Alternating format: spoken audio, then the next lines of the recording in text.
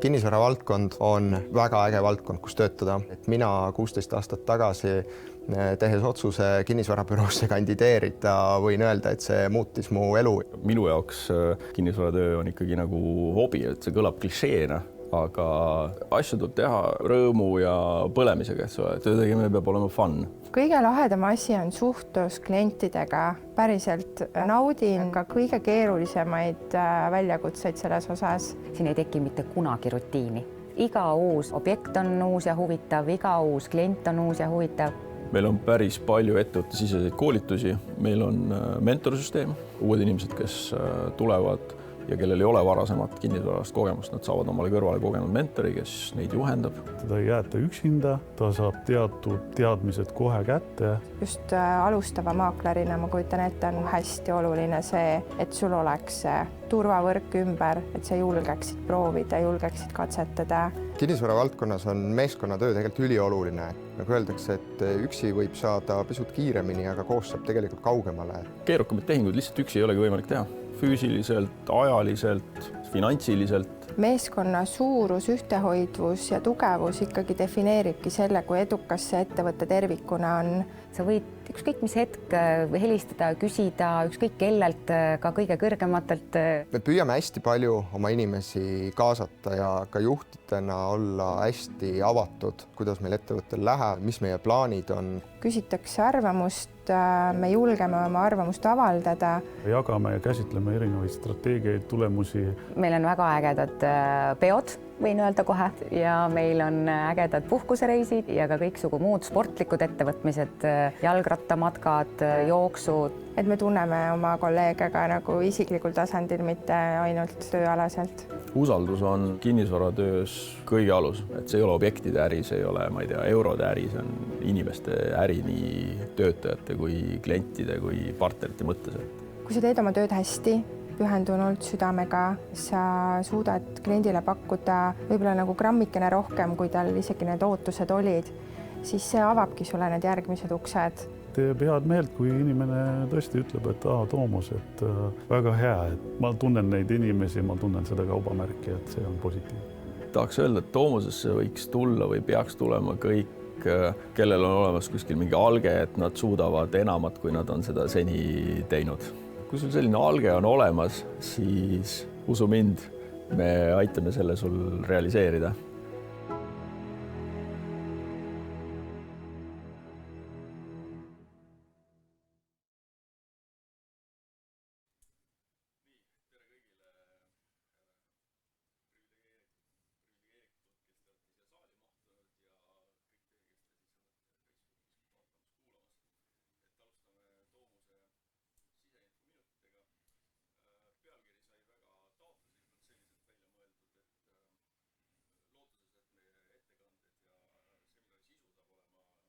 Huvitav, mitte lihtsalt selline tavaline ja ega mingit tohutu pikka sissejuhatust ei tahagi teha. Kõigepealt esimene ettekandja on Jaan Liitmäe, kes räägib investori vaatest, pärast seda saab sõna Eero Viik, kes räägib pankuri vaatest ja lõpetab ettekannete osa Urmas Uivumäe, kes räägib seda, kuidas tarbija või klient täna käitub ja seda siis Kinnisvara 24 andmetele tuginedes ja pärast seda me siis istume kõik korraks maha ja proovime kokku võtta või lahti mõtestada, mida need tabelid ja jutud siis eelnevalt siin tähendasid. Aga Jaan, palun, hakka pihta.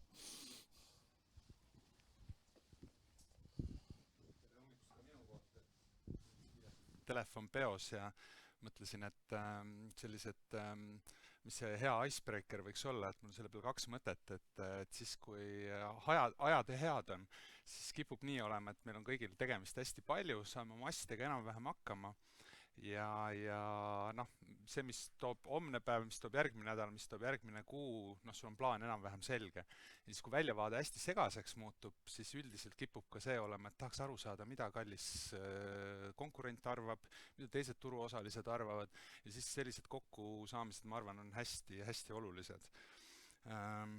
teine aspekt on see, et tänasel hetkel, kui kõik me otsime nagu klaaskuuli, mis homne toob, siis igaüks leiab selle omast kohast. Mul on selle jaoks hoopis teistsugune asi, mitte üldse kinnisvaraga seotud, et varem või hiljem kõigile me saame korralikult doosi kätte elektrist. Et sellest räägitakse täna, sellest räägiti eile, räägiti üleeile ja niimoodi juba, ma arvan, siin vähemalt viimased aasta aega, et kui te seal tahate saada mingisuguseid graafikuid, mis teil tuju heaks teeb, mulle aeg-ajalt meeldib graafikuid vaadata, siis Euroopas on selline asi nagu TTF Touch näitaja, mis siis sisuliselt näitab järgmise kuu gaasi hinda, mis sinu kätte jõuab. Ja kui seda graafikut vaatad, selle tipphetk oli augusti lõpus, kuskil see hinnanumber oli 350 €, see on tänaseks 160 peale kukkunud. Et ma olen loomulikult selline positiivne või ütleme optimistlik inimene tuleviku vaates, et kuna meie regioonis elektri hind kipub olema suhteliselt üksühene funktsioon gaasi hinnast, siis kui gaas tuleb nagu pöördumatult kogu aeg allapoole, mis muidugi homme võib ka muutuda, siis see võiks ka mingil hetkel tulla elektri hindadesse sisse ja kuna elektri hind drive'ib väga kõvasti meil klientide ootuseid, siis see on midagi sellist, et äkki on kuskilt maalt ka tulemas mingil määral häid uudiseid. Aga see selleks, et ma räägin siin võib-olla veidi investori vaatest, ma pärast räägin ka, kuidas Toomus seda investori vaadet siin võib-olla veidi täpsemalt nagu esindab, küll väga lühidalt, aga siiski. Aga eks kinnisvarabüroo oma olemuselt on võib-olla esindab rohkem sellist nagu müügipoolt, et meie poole ennekõike pöördub inimene, kes tahab midagi kas siis müüa või üürile anda ja me suhtleme siis teistpidi hästi tihedalt selle ostupoole esindajaga, kes siis kas tahab tarbida seda üüripinda või siis on huvitatud millegi ostmisest, mida ta siis arendab või mis iganes tal plaan selle varaga on ise kasutada või midagi kolmandat. Et seetõttu me oleme pisut nagu unikaalses olukorras, et kui ise siin projekte kokku paned, siis sa vaatad seda loomulikult nagu investori vaatest, aga sul on ka hästi lähedal kolleegid, kes siis mõnes mõttes igapäevaselt selle pakkumispoolega nagu suhtlevad. Ja eks me püüame siis sellest kahest osapoolest mõnes mõttes sellise parima kombo kokku panna. Millest räägitakse hästi palju ennekõike nagu investorite puhul on see, et palju see konkreetne vara toodab. Siin ruumis ei ole vajadus seda küll väga pikalt nagu üle rääkida, aga oma olemuselt tootlus on ju hästi lihtne, et see on see, palju see vara aastas sul puhasüüri toodab pärast enda kulusid versus siis see number, palju sa sinna kas kulutasid, hetkel palju peale sa seda hindad ja see number on tootlus. Siin välja me oleme hetkel toonud nüüd puhtalt prime yieldid, mis siis tähendab seda, et need on siis kõige kvaliteetsemate top-varade tootlused ja nagu graafik ise ka näitab, on nad tulnud siin viimased 10+ aastat tegelikult nagu hästi stabiilselt kogu aeg nagu allapoole, et seda on üheselt loomulikult toetanud intressikeskkond, mis on samamoodi nagu allapoole tulnud ja kui intressid tulevad allapoole ja omanikel ikkagi tihtipeale on nagu seda laenukoormust peal ja intressikeskkond ka drive'ib sellist tootluse ootust, siis jah, nad on nagu tulnud siin kenasti nagu allapoole. Numbriliselt on büroopinnad olnud mõnes mõttes nagu kõige põhja benchmarkid ja need numbrid, mis siin välja on toodud, need ei tähenda seda, et ei oleks olnud katseid kas müüa veel odavamalt või ei oleks tehinguid tehtud väga viisakate varadega ka pisut kõrgematelt tootlustelt, et see on selline keskmine, mida me siis 2022. aasta esimese poolaastaga oleme kokku pannud. Ja võib-olla mida veel ütelda on see, et kui siin büroopinnad ja kaubandusteeninduspinnad ei ole üksteisest väga kaugel, siis lao- ja tootmispindade puhul see number on pisut kõrgem. Oma olemuselt seal midagi üllatuslikku ei ole, et on ka kindlasti lao- tootmispindasid, mille yieldid konkreetsete tehingute puhul on nagu madalamad, aga seal kindlasti mängib hästi tugevat rolli nüüd nagu see, et kes siis see konkreetne üürnik on, et nendesse üürinumbritesse, üürniku tugevustesse ma tuleks ka veel nagu korra nagu tagasi, aga jah, et lao- tootmispindade puhul, et sul on üürnik väga hea, pilt on väga okeilt paigas ja su järgmised 5-10 aastat, kaua sul see üürileping kestab, ongi nagu kõik okei, et see võib mõnele investorile niivõrd meeldida, et ta on ka tootluse mõttes valmis ka allapoole nagu tulema. Keskmisena üldiselt peetakse neid nagu võib-olla törts kas nüüd riskantsemateks, aga lihtsalt see tootlusootus on pisut kõrgem. Liigun edasi üüride juurde. Esitlus on meelega hoitud selline suhteliselt lihtne, et seda oleks siin teil hea jälgida ja et ei lähe väga palju teravamaks. A-klassi hindade puhul, kui me räägime nüüd büroo hindade üürist, see vahemik 15–19 on nüüd selline reaalsed tehingud, mida siin Toomus siis oma tiimiga kogu aeg nagu jälgib. Teada on, täna küsitakse tegelikult juba Tallinnas selline ehitusfaasis, lõpetusfaasis olevate A-klassi pindade eest ka pisut rohkem. Kas seda ka saadakse rohkem? Elu näitab. Küsimishinnad seal vahemikus 18–22 on täiesti nähtavad, aga jah, mis nagu tulevik toob, eks seda siis saame järgmiste siseinfo minutite ajal vaadata. Hinnad on kahtlemata üles läinud. A-klassi pindasid täna toetab hästi tugevalt see, et sul on hoomatav number kõrvalkulude osas teada, et seda on võimalik väga kenasti ka siis jälgida olemasoleva maja puhul või siis vähemalt eeldada võrreldavate lahenduste, ma ei tea, kütte, mis iganes muude lahenduste puhul, milline see kulu võiks ruutmeetri kohta tulla ja see on ka mingil määral toetanud tegelikult nagu seda üürihinda ennast. Vakantsi osas see 5–10 on kindlasti majade kaupa hästi erinev, et siin on ta toodud sellise jämeda numbrina.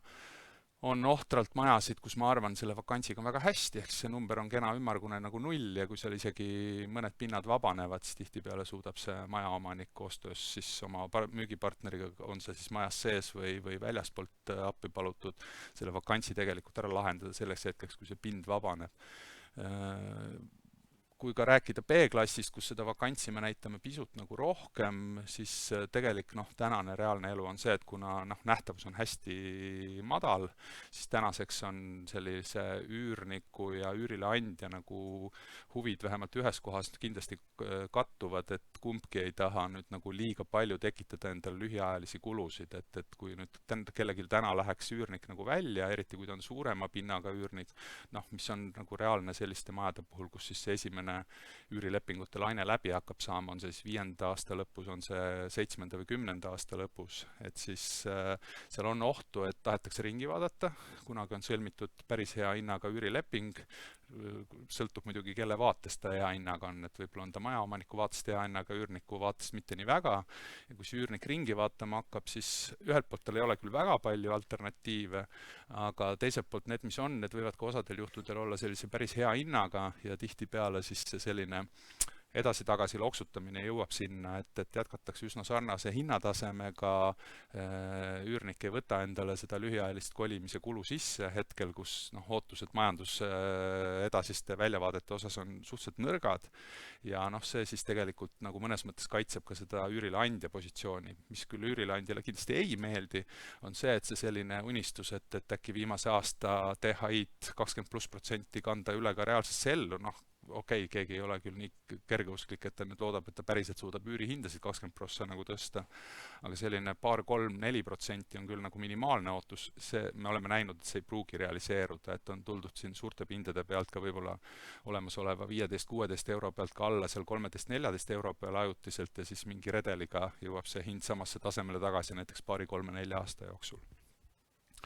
B-klassi osas on see range tegelikult ongi nagu hästi suur, et täna seal drive'ib hästi palju seda pilti ikkagi just nimelt need samad enne mainitud kõrvalkulud, et siin äripindade kolleegid vist rääkisid, et selline B-C-klassi pind kuskil Põhja-Tallinnas, et augustis oli ikkagi ka see nii-öelda näide ära tehtud, kus siis 6 eurose üürihinna peale see pind ongi selline suhteliselt õnnetu, aga niisugune tore paar tuba ja väiksed ühiskasutatavad ruumid, siis kõrvalkulud olid natuke suuremad kui see üür ise. Ehk siis, et see on nüüd see realiteet, mis paneb nagu mõtlema, et kas ma siin B-C-klassi pinna peal saan väga jätkusuutlikult pikalt nagu toimetada.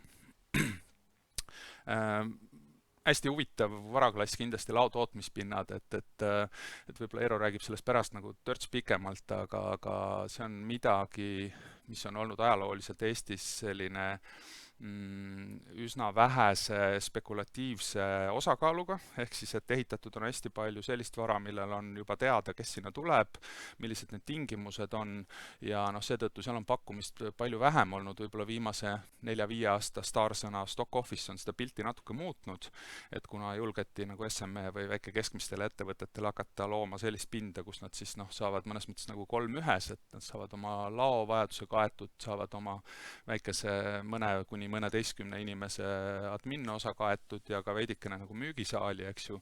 See kindlasti on seal pakkumist küll pisut nagu muutnud, aga võib ütelda, et noh, seal, kus on hästi kõva nõudlus olnud, seal on ka tulnud pakkumine järgi, ilmselgelt ta mingil hetkel ka väljendub nagu vakantsis, et just A-klassis täna see vakants 5%, ma arvan, on pisut meie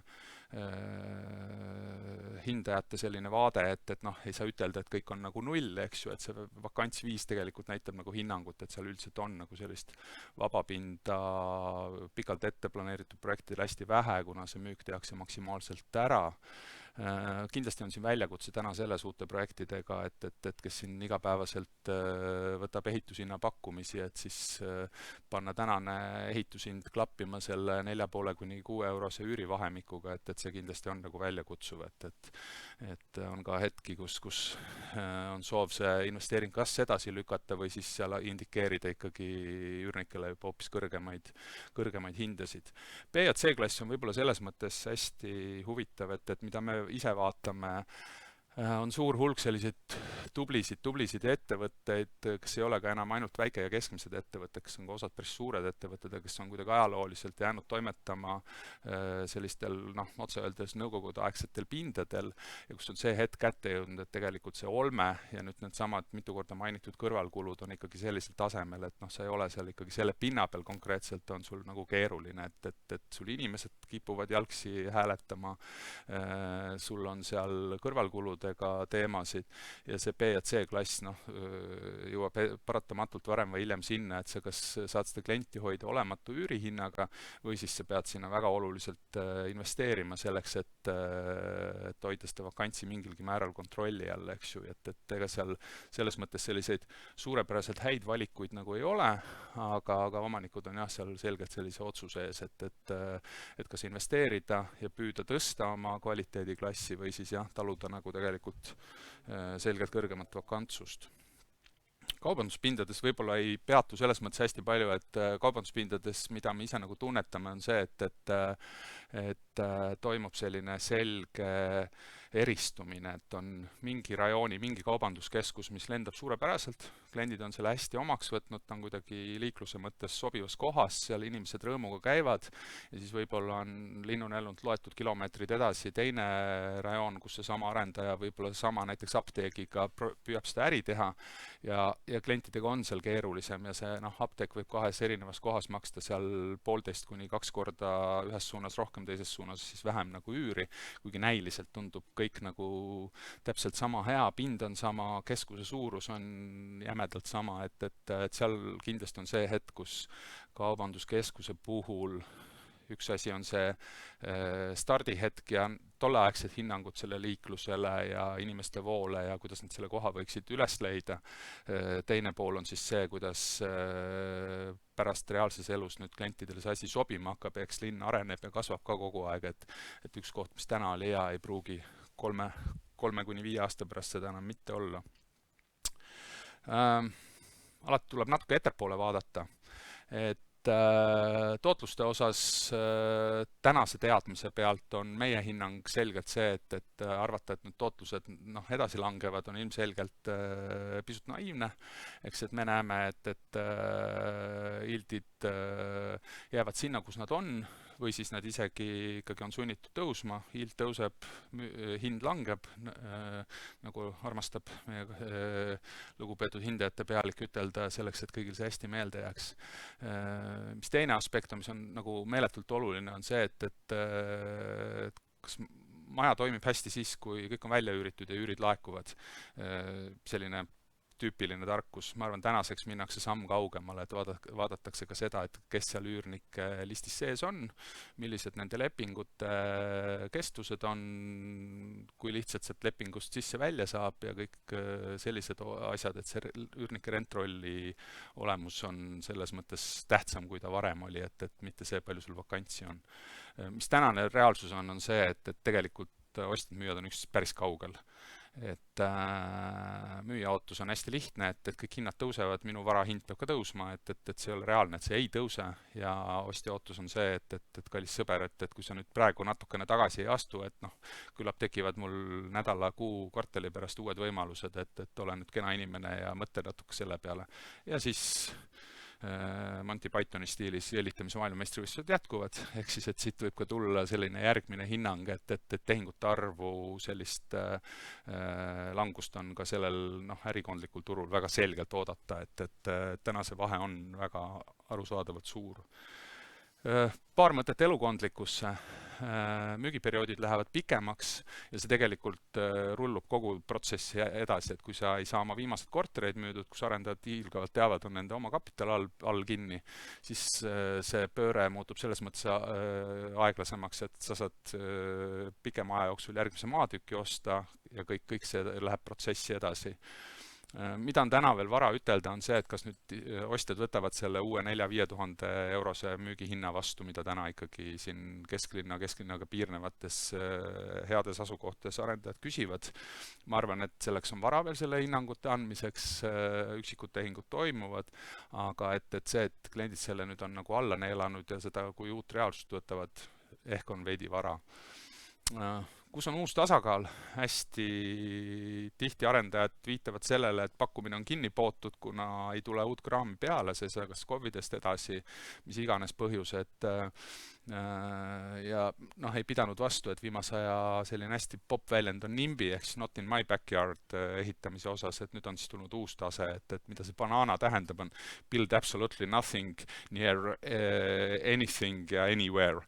Et see on nüüd midagi, millega kõik arendajad ilmselt nagu kokku puutuvad, et ehitamine on keeruliseks läinud, eriti sellega startimine. Aga see, mis on ühe õnnetus, on teise õnn, et ehk siis huvitavad toorma ostuvõimalused kindlasti kerkivad, et see on midagi, mida me arvame, et siin kõik arendajad silmas peavad, kelle likviidsus on piisavalt heal tasemel ja kes vaatavad seda pilti pikemalt võib-olla kui siin järgmine kvartal või järgmine aasta. Mida Toomus ise teeb?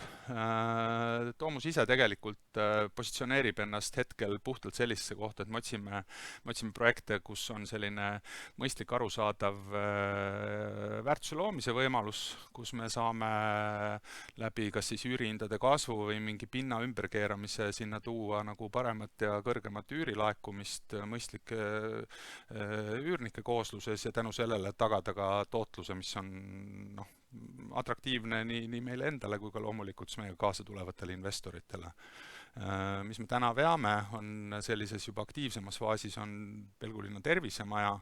Me teeme Tallinnas äripargi projekti, mis on seal lennuradade lõpus Coopi keskuse vahetusläheduses ja tegelikult ka Anne kvartali projekti Tartus.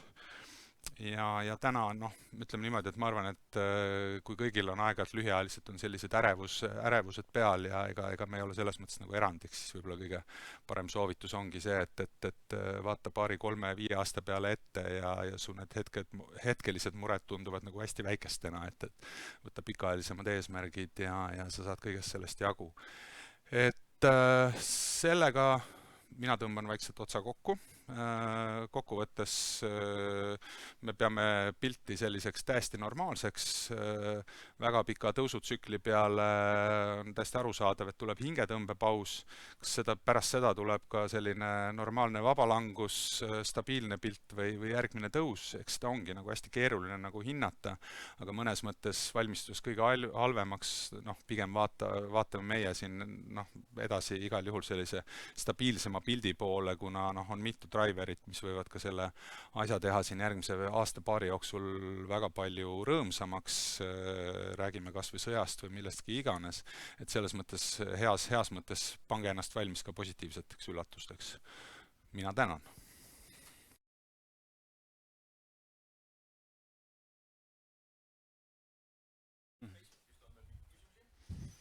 Ei ole.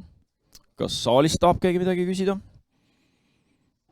Mina küsin, et sa rääkisid sellest huvikonfliktist ostjate müüjate vahel, et on mingid põhjused ka, miks müüjad peaks nüüd ikkagi hakkama järsku odavalt müüma, nii nagu ostjad ootavad?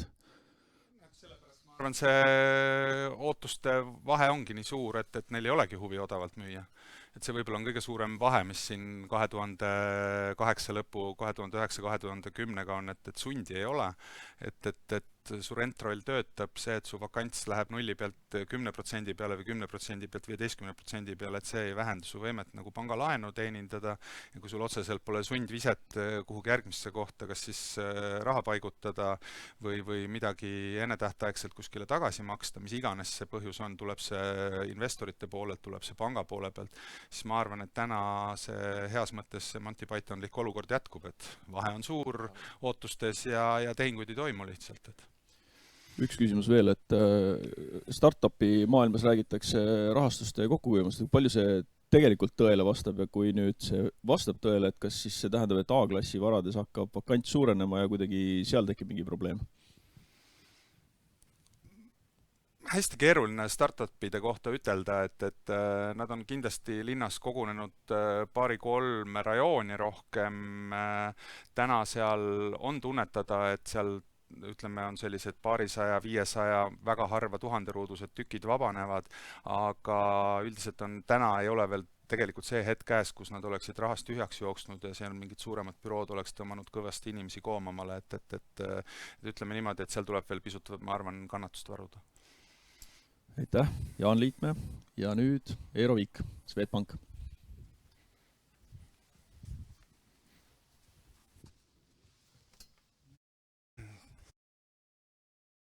Ka minu poolt, minu nimi on Eero Viik ja olen siis Swedbankis kinnisvaraehituse osakonna juhataja, ehk siis ma olen siis mees, kes hoolitseb, et Swedbankis oleks, panga huvid oleks nagu kaitstud ja meie kinnisvaraga tegelevad kliendid oleks siis võimalikult hästi hoitud. 15 minutiga proovin teha sellise kokkuvõtte, ütleme nagu erinevatest infokildudest, et kuidas meile nagu asjad nagu täna tunduvad ja selle baasilt siis hiljem siis proovin nagu arutada, et mis võiks nagu meid ees oodata. Üldse ma olen, et kellega mul ei ole olnud au kohtuda ja tutvuda, et siis ma olen olnud Swedbankis alates 2005 aasta, päris pikalt juba, ja terve see aeg ma olen tegelenud ettevõtetega, et alustasin täitsa tavalise kliendihaldurina, 2008-2010 olin kõrgendatud äririski osakonnas, kus ma siis tegelesin kohustuste teenindamisega kätte jäänud nagu klientide restruktureerimisega, sealhulgas kinnisvara klientidega. Ja 2010. aastast olen siis olnud kinnisvara osakonna juhataja. Ma ei ole makroanalüütik, et ma ütlen selle kohe ette ära, et mul ka ei ole kristallkuuli, ma ei oska öelda, nagu, mis täpselt saama hakkab. Küll aga ma üritan sedasi anda nagu seda sentimenti või meelsust, et kuidas me nagu asju näeme. Ja selleks, et luua mingit teatud konteksti, siis tegelikult pankadel on läinud väga hästi, nagu üldse tegelikult kinnisvarasektoril on läinud väga hästi, et viimase 10 jooksul olnud väga madal intresside keskkond on tekitanud nagu olukorra, kus siis kinnisvaraettevõtetel on läinud väga hästi. Ja see otseselt ka nagu tegelikult kajastub meie nagu kasumi aruandes ja bilansis, et lihtsalt ilmekas graafik peegeldamaks seda, et kui vähe on täna Swedbanka kodulaenude portfellis üle maksetähtaja olevaid kliente. Et see protsendi number on väga väike ja ütleme, et sealt veel madalamaks minna väga keeruline.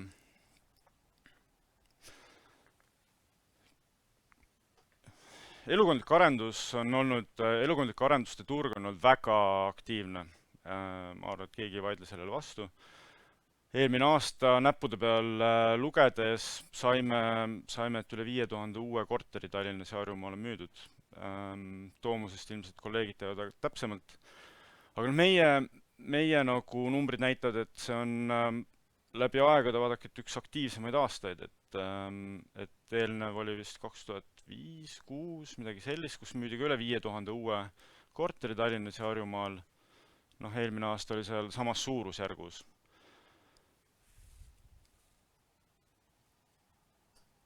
Tartus samamoodi. Heledam tulp näitab siis tehingute arvu ja tumedam tulp siis pakkumises olevate korterite arvu.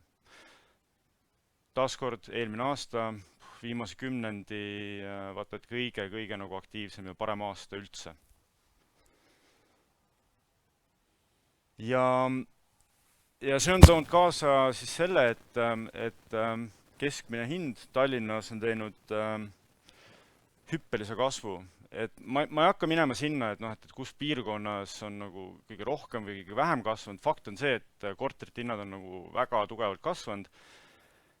Ja ausalt otse välja öeldes meile tundub, et ega keskmine tallinlane enam ei jõuagi osta endale uut korterit. Et tegime näppude peale arvutuse, et kui inimene oleks ostnud, ütleme, 2020 keskel 65 ruudune korter, uus arenduses selle hind oli rajoon 2500 € ruut umbes jämedalt. Võtame siis nagu 2020 olnud intresside tasemed, oma finantseering 30%, kõik asjad kokku, kuumakse tuleb umbes 500 €, umbes pluss-miinus natukene. Võtaks 2020 aasta, 2022 ehk selle aasta juuni seisuga seesama korter maksaks üle 4000 € ruudu eest ja intressitase on täna hoopis midagi muud, kui ta oli nagu 2 aastat tagasi. Kõik asjad kokku, kuumakse, rajoon 1000 €. Et see on see nagu erinevus. Ka nagu laenumakse nagu nurga alt vaadates. Ja see paneb nagu nüüd kuukalt kratsima ja sinna juurde ei ole pandud kommunaale ja kütet ja elektrit ja neid asju. Et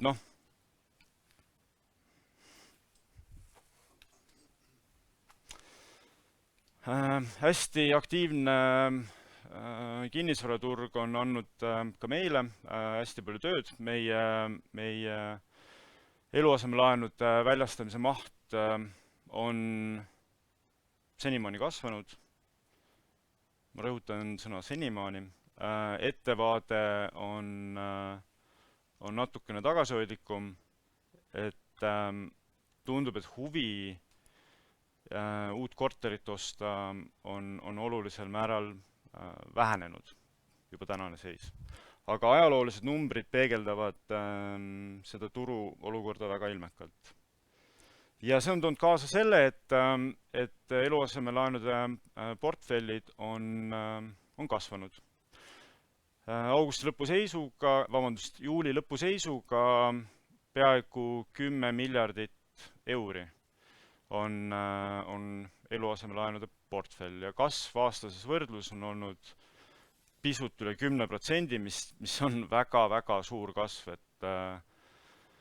Et öeldakse või selline nagu rusikareegel on, et pankade laenuportfellid võiks kasvada umbes samas tempos, nagu kasvab majandus. Et pluss-miinus natukene, aga siin on nagu näha, et kinnisvaraturg on nagu olnud ikka väga-väga aktiivne. Ma ei hakka nagu tarbijahinnaindeksil liiga pikalt peatuma. Fakt on see, et elu on läinud kallimaks ja elu läheb veel kallimaks. Olles nagu krediidikomitee liige, siis mulle tundub ja ma saan nagu aru, et hinnatõus toiduainete sektoris ei ole veel oma tippu saavutanud. Et toiduained ilmselt lähevad kallimaks, mis siis omakorda aastases võrdluses hoiab ikkagi seda tarbijahinnaindeksi kasvu üleval päris korralikult. Ilmselt ka elekter läheb kallimaks ja see, elektri hinna pikaajalise keskmisele nagu lähemale tulemine võiks hakata seal umbes mõne aasta pärast, siis kui täna planeeritavad investeeringud hakkavad ennast nagu hakkavad tööle. Ja see tarbijahinnaindeksi kasv, hindade meeletu kasv on toonud kaasa selle, et inimeste ostujõud on vähenemas tuntavalt. Et kuigi netopalk on jätkuvalt nagu kasvutrendis, siis inflatsiooniga läbi arvutades me näeme, et nagu reaalne ostujõud on märkimisväärselt kukkunud. ja hästi tugevalt ja otseselt kinnisvaraturu arenguid mõjutav asjaolu on raha hind ja üldse rahapoliitika. Ja noh, tuleb tõdeda, et negatiivsete intresside aeg on läbi. Tundub hetkel, et jäädavalt. Et see, mis 2015 aastal lõpupoole hakkas, kus eelnevalt aastakümneid on kirjutatud raamatuid, et intressid ei saa olla negatiivsed, ühel hetkel lihtsalt olid negatiivsed. Ja see periood, mis alguses pidi olema võrdlemisi nagu ajutine, kestis 7 aastat, natuke peale. Mõtlema panev. Ja mis on nagu nüüd nagu sellel aastal toimunud, on see, et tänu hästi tugevale inflatsioonile on ka raha hind hakanud meeletu kiirusega kasvama. Et täna on meil 6 kui Euribor 1,8, aasta alguses oli ta seal nagu, mis aasta alguses, mõned kuud tagasi oli ta veel seal nulli peal. Ma mäletan, et mingi kuskil 1,5 kuud tagasi, kui me tegime oma kinnisvaraportfelli, tegime stress-teste, siis arutasime, et ohoho, et peaks võtma võib-olla mingi Euribori, võtaks mingi 1% või julgemad arvused 1,5% võiks olla nagu. Täna me teeme laenuteenindusarvutusi niimoodi, et võtame Euriboriks 3. Et eks ta ilmselt sinna kuskil 2-3 vahele jääb, et kus täpsemalt seda näitab nagu aeg. Ja kui vaadata nagu teise nurga alt raha hinda, siis tegelikult 5 aasta Euribor swapi hind ongi seal 3 lähedal. 2,7 oli septembri lõpus. Ja see peegeldab sellist nagu, ütleme siis nagu rahamaailma nagu sentimenti, et mis see pikaajalise raha hind võiks olla. Ja ütleme niimoodi, et kui see baasmäära tõus mõjutab oluliselt ikkagi kinnisvarasektori laenuteenindusvõimet, mis omakorda nagu mõjutab siis, ütleme, uute projektide finantseerimisvõimalusi, et kui siiamaani ikkagi keskmine intressikulu oli seal 2-3%, siis nüüd me teeme, nagu ma ütlesin, baasmäär on kuskil 3 ja marginaal juurde, et ta tulebki sinna kuskil rajoon 5,5 kanti on need, millega me nagu neid arvutusi teeme. Ja siis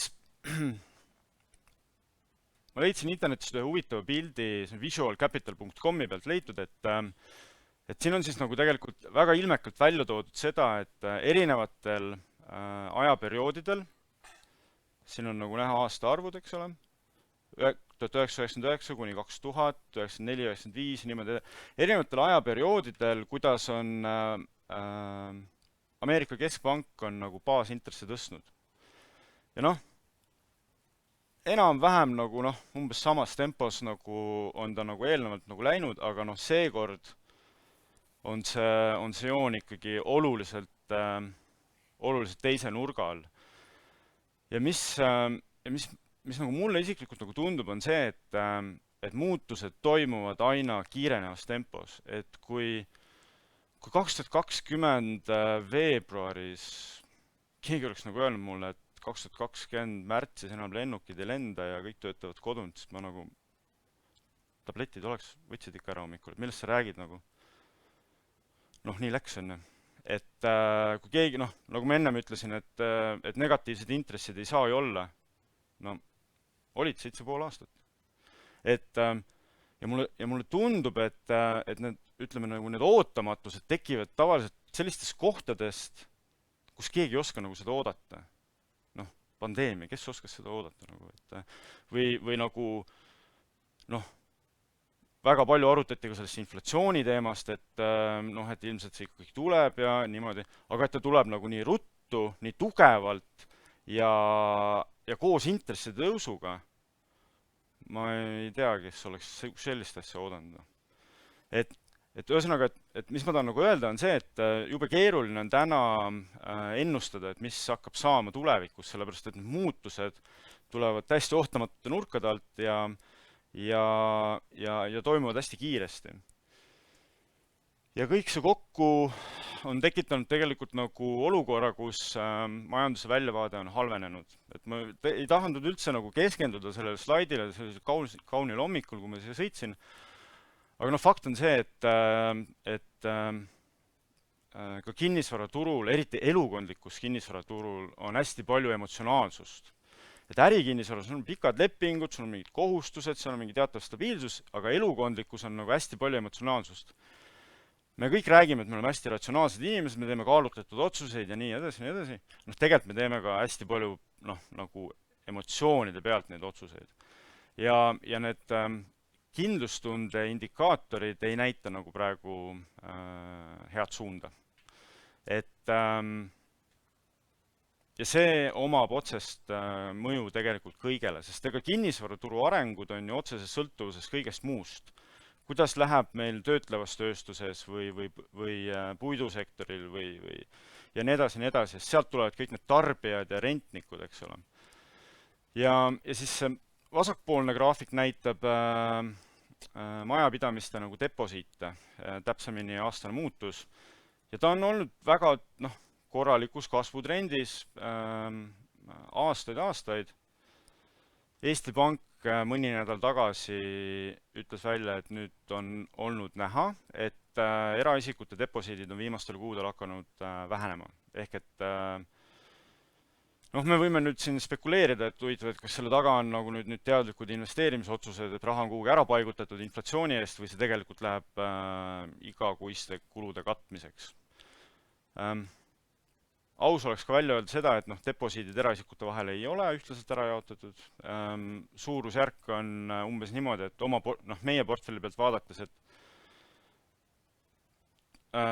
5% jõukamaid hoiustajad, põhimõtteliselt neile kuulub jämedalt veerand kogu deposiitide mahust.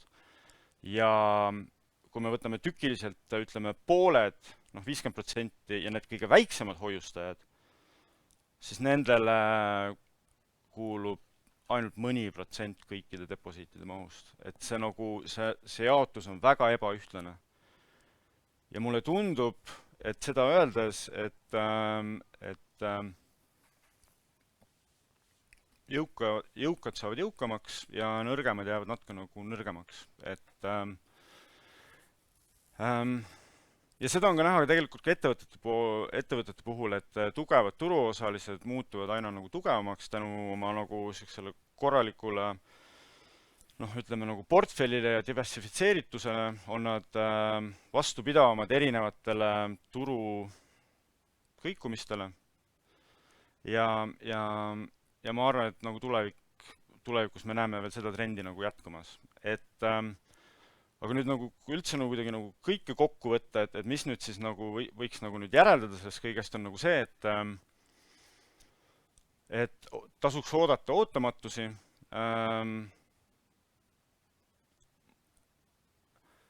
Investorid nüüd vaidlevad mulle vastu, et miks seda likviidsust palju hoida, sest et meil on inflatsioon ja kõik jutud, aga mulle tundub, et paremad ostukohad on veel ees, mis tõttu likviidsust tasuks hoida.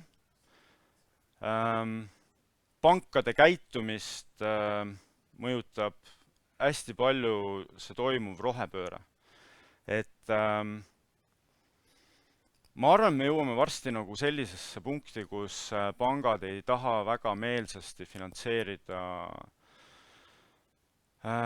sellist kinnisvara, kus ei ole uuendatud või asjakohaseid neid energiatõhususe märgiseid, Energy Performance Certificate. Kas see on siis meil kohalik energiamärgis, ärikinnisvara puhul eelistatult kas LED või Preem, aga kogu see maailm läheb aina kiirenevas tempos sinna poole, et muutuda süsinikuneutraalseks. Ja mulle tundub, et pangad on ka nüüd hakanud omavahel võistlema selles, et kes on nüüd siis rohelisem. Et kõik tegelevad oma backbooki osas arvutamisega, et milline see süsiniku jalajälg nende poolt finantseeritud objektidel praegu on. Ja ma arvan, et kui see paika loksub, siis see mõjutab ka nagu hästi palju kinnisvaraturgu, et lihtsalt küsimus ei ole enam siis selles, et kas nagu saadakse nagu kas pank annab nagu konservatiivsematel tingimustel laenu või vähem konservatiivselt, ma arvan, et see on see, et kas nagu üldse saab finantseeritud või mitte. Ma ei oska öelda, kas see on 6 kuu pärast, on see 18 kuu pärast, aga ma tean, et me oleme sinna poole nagu teel. Ja tasub jälgida majanduse üldist sentimenti ja sealt tulenevalt nagu tarbijate kindlustunnet, et kui ikkagi negatiivsed uudised hakkavad igal pool domineerima, see paratamatult mõjutab. Et ajalooliselt numbrite vaatamine peegeldab nagu väga head minevikku, aga tuleviku osas ei ole enam nii kindlat tunnet, et on olnud juba kuulda, et siin nädala alguses oli avalik uudis, et Repo andis pankroti taotluse sisse. On teada, et mõned töötleva tööstusettevõtted ka ulatuslikult hakkavad koondama. Et seda tasuks nagu jälgida. Aga seal ei ole midagi nagu uut. Kinnisvarasektor on volatiilne, ta on tsükliline, peale igat tõusu järgneb langus ja nii on lihtsalt. Et ja siis mulle tundub, et täna on nagu olukord, kus parem targalt seista, kui lollilt rabeleda ja joosta. Et ma võib-olla selle lausega võtakski nagu kokku. Kas saalist on küsimusi?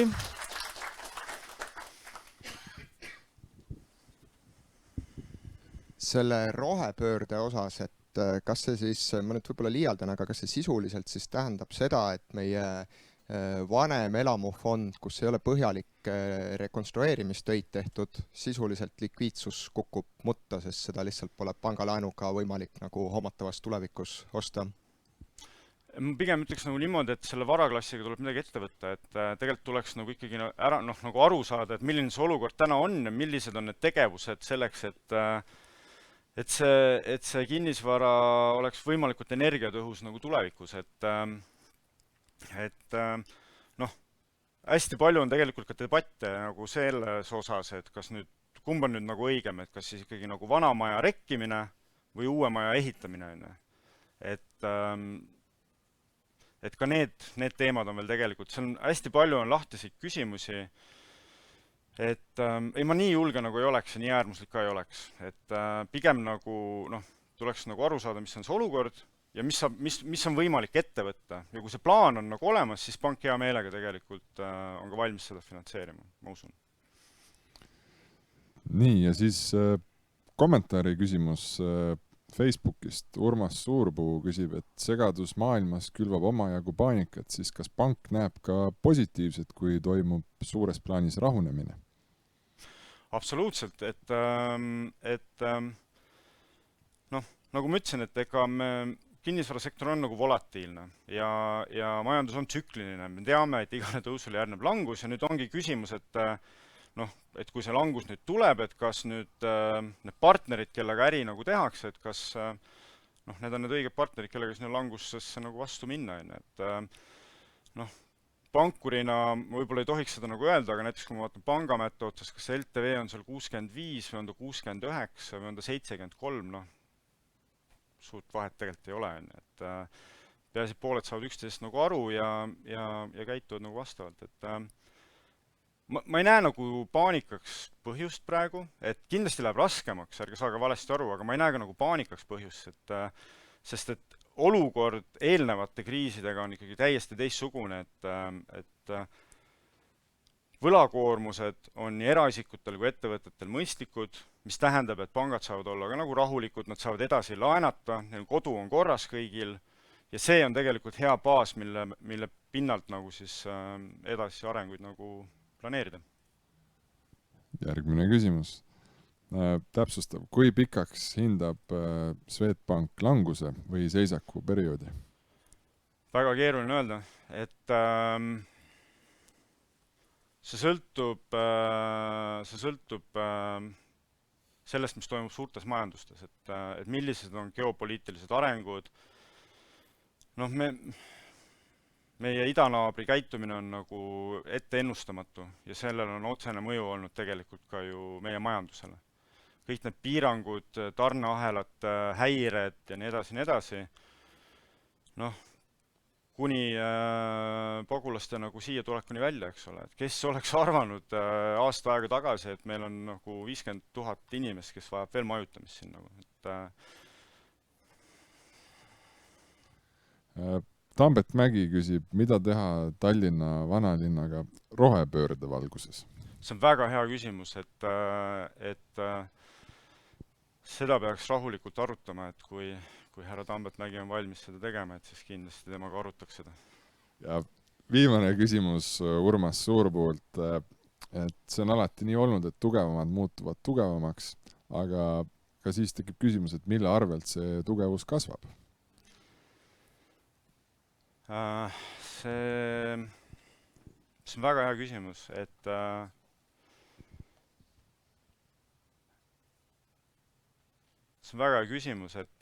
eks aus vastus on võib-olla ilmselt nagu kõikide meie arvelt, kes ei ole nii tugevad, et noh, aga need on juba hoopis nagu sotsiaalmajanduslikud protsessid, milles ma võib-olla nii pädev ei ole, aga noh, lihtsalt see nagu see erinevus hakkab nagu aina enam nagu rohkem silma paistma, ütleme niimoodi. No üks sotsiaalmajanduslik protsess on ka haridustee, et mõned on lihtsalt valinud omale pikema haridustee ja on selle võrra targemad, teevad targemaid otsuseid, muutuvad seetõttu tugevamaks, et päris hea põhjus, päris hea koht, kust otsida põhjust, aga saalis ka mõned küsimused.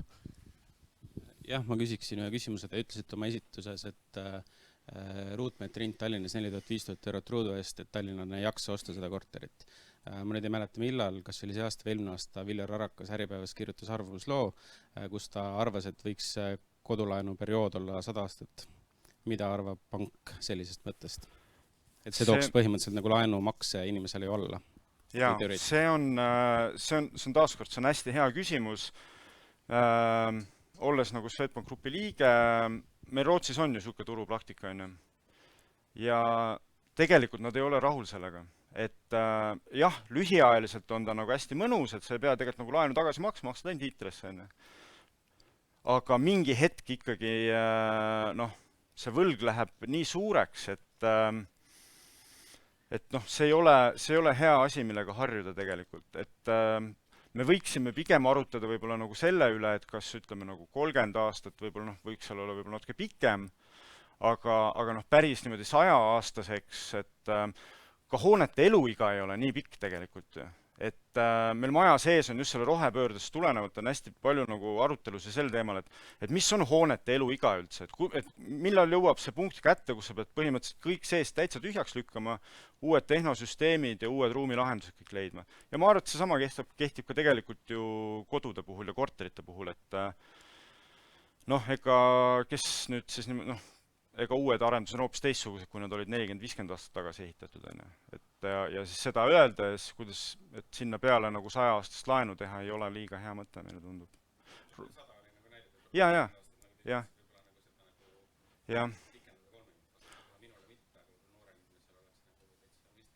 Täiesti nõus, aga noh, see on ka nagu selle hoone elueaga nagu seotud, et ajad muutuvad, inimeste eelistused ja soovid ka ruumilahenduste osas muutuvad. Meil täiesti teadlikult me ei pannud tänasesse päeva sisse ehitusteemasid, sest see oleks lihtsalt venitanud ürituse nii palju pikemaks, aga ma ühe kommentaari lihtsalt, kuna see tundub, et käib nagu Eero selle asja pihta, et eile oli mul väga pikk vestlus ja ma olen päris palju viimase 2 nädala jooksul neid ehitajatega selliseid vestluseid pidanud, eks ole, et mis siis ikkagi ehitushindadest saab, et tänane kinnisvaraturu või kinnisvara ruutmeetri kõrge hind ei ole mitte sellepärast, et keegi on nagu ahne või kuskil on mingid tohutud avarad võimalused kasseerida palju raha sisse, vaid puhas kulude kasv, eks ole. Ja et noh, umbes majanduskeskkond läheb halvemaks, kas nüüd ehitushinnad tulevad alla, et seda on Eestis juhtunud, eks ole, eelmise kriisi ajal ehitushinnad tulid alla, eks ole, ja siis tekib küsimus, et kust nagu tuleb alla ja noh, ehitajate väide või peatöövõtjate väide on tegelikult see, et personalikulud ei ole kasvanud ehituses. No veidi nagu palgakasv tervikuna, aga mitte midagi erilist, eks ole. Kasvanud on puhtalt materjali tootmiskulud ja puhtalt seotud selle sama tarnekulude kasvuga ja energiakulude kasvuga. ja nüüd nagu, kui me tahame ehituses nagu hinnas alla tulla, siis ainuke võimalus on tegelikult tarne ja energiakuludes alla tulla. Et kui gaasi hind tuleb alla, siis saame ahjudes telliseid odavamalt soendada, aga kui ei tule, siis ei saa. Et selles mõttes nagu praegune nagu siuke valdav hinnang on see, et ehituskulud ei tule märkimisväärselt alla. Et isegi kui läheb valusaks, siis tegelikult ei ole kuskilt alla tulla. Aga aitäh, Eero. Ja nüüd siis Urmas, sinu show, palun.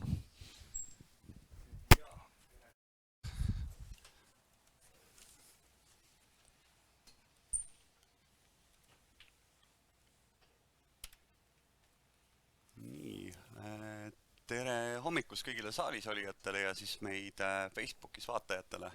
Minu nimi on Urmas Uibomäe ja juhin siis Kinnisvara 24 portaali.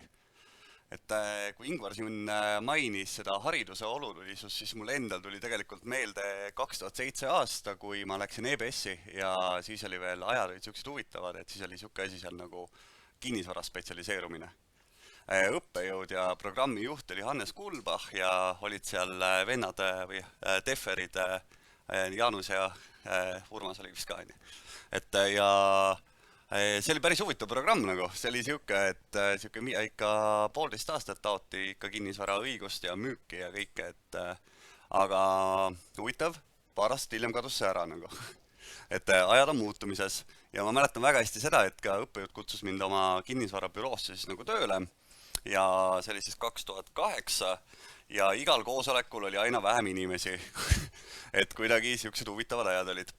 Ja siis enda siis võib-olla siis minevikus ka paari sõnaga veel, et olen pikalt töötan nii tegelikult KV-s, siis Metro Capitalis, viimased aastad olen olnud, olin õigemini Postimees grupis, kus ma tegelesin MM-grupi ettevõtetega ja siis ühel sügisõhtul meelitati mind Kinnisvara 24 ja nüüd me siis ehitame tegelikult seda portaali nii maaklerite ja arendajate kui ka koduotsijate vaatevinklist aina paremaks ja suuremaks. Ja täna ma räägin siis sellest, et kuidas näeb praegune olukord välja portaali vaates. Et see graafik siis illustreerib tegelikult pakkumisi, kinnisvara portaalis olevate pakkumiste kasvu. Et tegelikult on nagu näha, et kõikides portaalides on trend on väga sarnane. Et see, kus me hakkame sealt vasakult poolt tulema, siis tegelikult see illustreerib 18 kuu pikkust pakkumiste arvu vähenemist. Ja see saigi enam-vähem läbi siuke jaanuar-veebruar, kui hakkasid tegelikult kinnisvara portaalis pakkumiste arvud kasvama. Aga ütleme, et tipust on veel tegelikult isegi nii väikse graafiku pealt on tegelikult veel päris palju minna. See on siis ainult meie portaali kohta, et selle graafiku ma panin sellepärast, ma tahtsin näidata ka, kuidas päringud on, et kas päringud ja pakkumised on korrelatsioonis, et tegelikult otseselt ei ole. Et ikkagi oleneb sellest, et mis kaup on müügil, et pakkumiste arv. Et nüüd järgmises slaidis ma siis räägin natukene detailsemalt, et kuidas need pakkumised on meil nüüd muutunud.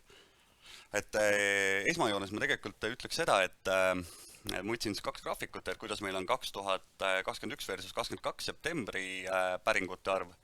Et need meie portaali vaatest on tegelikult 80% kasvanud. Et super, selles mõttes portaal töötab hästi, järelikult on head pakkumised ja kõik on tore. Aga kui nüüd võrrelda august ja september, siis on tegelikult näha, et pakkumiste arv on languses ja eks siis kui järgmine kord siin kohtume, siis on nagu siuke pikem ajatelg, et vaatame, et kuidas siis nagu edasi muutub, aga jah, et peamiselt on langus ikkagi tekkinud, see on siis päringud, et majade müük ja korterite üür. Aga noh, siin on, kui see aeg on natuke lühike, siis augustis on tegelikult alati ka hästi palju korterite üüri päringuid. Ehk siis veel 100% julge midagi väita, mis on meie silmis vähemalt positiivne on tegelikult, et korterite müügipakkumistele on päringute arv on kasvanud ja samamoodi on maa- ja ärikinnisvara müük. Ehk siuke et no seda oskame öelda tõenäoliselt jah, et siuke järgmise kvartali lõpus, et kuidas see päringute pool siis mõjutab. Siis me võtsime välja tegelikult sellise ülevaate, et kuidas on siis pakkumiste arv aastaga muutunud ja kuidas on siis ülejäänud mõõdikud. Et tegelikult on nagu näha, et üürikorterite pakkumisi Tallinnas ja Tartus on lisandunud tublisti, et samamoodi on keskmine hind on tõusnud. Korterite ruutmeetrid on jäänud peamiselt samaks ja ruutmeetri üürihind on ka tegelikult ikkagi samas suuruses ja peamiselt ikkagi üüritakse välja väiksemaid kortereid. Müügipakkumistega on seis on sarnane, et tegelikult Tallinnas on et on ligi 20% rohkem müügipakkumisi kui aasta tagasi ja Tartus on 14%. Ja keskmine hind on Tartus on tegelikult päris tuntavalt tõusnud, aga eks seda tõstab ka seal valminud uusarendused ja need mikrokorterid, mida seal müüakse. Et ruutmeetrid on mõlemas linnas jäänud ikkagi suhteliselt sarnasteks ja keskmine ruutmeetri hind on siis tõusnud ja tubade arv on Tallinnas natukene ikkagi languses, aga see on siis et need, mis on müügipakkumised meie portaalis. Lähen nii kiiresti edasi, aga nii, ja siis ühe slaidi tegin ka ärikinnisvara üüripakkumised Tallinna-Harjumaa. Et tegelikult siin on ka, et võrreldes eelmise aasta septembriga oleme pakkumiste pool on tegelikult languses, aga samas on ikkagi tegelikult näha, et suht stabiliseerumine on ja pakkumishind on viimasel kuul on tegelikult tõusnud. Et ärikinnisvara, ma vaatasin just seda päringute osa ka, et tegelikult ärikinnisvara on nagu müügipakkumised on kasvanud ja tegelikult on ka üüripäringud. Et seal me just näemegi tegelikult, et päris palju ongi sellised A-pindasid, et pigem otsitakse neid, et eks see on, et kõrvalkulude kasv on pannud paljud ettevõtjad mõtlema ikkagi äripinna vahetamise peale. Nii, ja töö kiire ja korralik, et on teil küsimusi? Kas on saalist mõni küsimus? Mul on üks kommentaar, mis läheb veidi sinu ettekandesega kokku, et sa räägid jaetarbijast, eks ole, ma räägin veidi sellise kommertskliendi nõudluse pakkumise suhtest, et me lansseerisime suvel Toomuses niisuguse, ise nimetame seda agendilepingu süsteemiks, eks ole, kus me siis oleme arendajatega sõlminud lepingut selle kohta, kuidas me saadame neile infot nende projektide kohta, mis siis turul on olemas, mida on võimalik osta ja siis igaüks siis saab teha oma valiku, eks ole. Ja me skännime turgu kogu aeg, et palju siis selliseid projekte on, mis turul nagu nii-öelda ripakil on, mida võiks nagu osta, et teoreetiliselt meeldib mulle alati öelda, et kogu turg on müügis, eks ole, et osta mida tahad, aga päris nii ei ole, eks ole. et huvitaval kombel kogu eeldasime, et on kasvanud, et nende projektide maht kasvab, aga täna tegelikult ei ole kasvanud, eks ole, et üsna stabiilselt püsib nagu nende projektide hulk, mida siis turult võimalik osta on. Nii-öelda potentsiaalsete investeerimisobjektide hulk. Mul on üks kommentaar võib-olla veel siia ettekande lõppu, et me tegelikult näeme selgelt, et eratarbijad on ajas pannud aina rohkem, ütleme viimasel ajal, ise kuulutusi portaalidesse. Et portaalides tegelikult kuulutamise hind ei ole väga soodne eraisikul ja ma ise pigem ikkagi näen seda, et lähiajal tõuseb kinnisvarabüroode tähtsus. Et selles mõttes, et on küll välja mõeldud igasuguseid pikemaid pakette soodsamate hindadega, aga ma ikkagi pigem näen, et see müügiperiood on pikenemas ja et kinnisvarabüroode tähtsus kindlasti siin lähiajal suureneb. No, kuna mina olen kinnisvaraturgu ikkagi olnud seotud juba, ma ei tea, 26 aastat, eks ole, siis ma võin kinnitada, et see portfelli langus ei ole mitte olnud 18 kuud, vaid see on olnud 14 aastat, mida Jaan näitas yieldi langust ja tegelikult natuke veel peale, eks ole. Et see on nagu kolossaalselt pikk periood olnud, kus portfell on olnud languses, sellest räägimegi nüüd paneelis veidi. Küsimus sulle nagu, et kui sa vaatad portaali nii-öelda traffic ut ja kõik sellist asja, et siis kas müüja kontrolli all olev turg on muutunud tasapisi ostja kontrolli all olevaks turguks või siis muutumas nagu, ütleme niimoodi, kas siin on selline, kas see on nagu normaalne protsess, et näed, ongi normaalne, et müüja teeb müügisooritusi ja pingutab selle nimel või kuskil sa tajud nüüd mingit paanikat ka nagu? Paanikat ei taju, aga mida ma küll näen tegelikult portaali vaatevinklist on, et arendajate aktiviseerumine nii turundusmõttes, samamoodi büroode liitumissoovid ja tegelikult ka seda, et maaklerid on ise palju aktiivsemad, et kui palju nad logivad sisse, kui palju nad kasutavad ära neile määratud krediiti ja kõik siuksed asjad. Et võib-olla tõesti kunagi oli see, et sa saadad XML-iga, saadad kuulutuse portaali ja kõik lendab nagu kohe notarisse. Et siis tegelikult nüüd ma näen seda, et nii kuulutuste kvaliteet kui tegelikult lisateenuste kasutamine ja kogu see pool on läinud tegelikult efektiivsemaks ja seda võiks ka tegelikult aina rohkem ära kasutada. Et selles mõttes need on head võimalused, kuidas silma paista. Mul oleks ka üks küsimus Eero Swedbankist, et teie portaal on üks põhilisi allikaid, kus me saame üürituru kohta infot, sest et ega paremat kohta tegelikult ei ole. Aga kas teil on ka nagu endal maja sees tekkinud nagu arutelusid või mingi arusaamine, et kui suur on üldse nagu üüriturg, ütleme Tallinnas või Harjumaal? Fantastiline küsimus. Päris täpselt niimoodi ei ole, et tegelikult ma olen uurinud seda kohta, et ütleme portaalis on ka seda run rate'i on tegelikult päris keeruline niimoodi trackida. Et, aga jah, ma olen tegelikult uurinud ja kõige siuksed usaldusväärsemad info, mida ma olen vist leidnud, on ikkagi Tõnu Tombargi siuksed kokkuvõtted. Et tundub, et tal on ikkagi, ta on seda nii palju aastaid trackinud.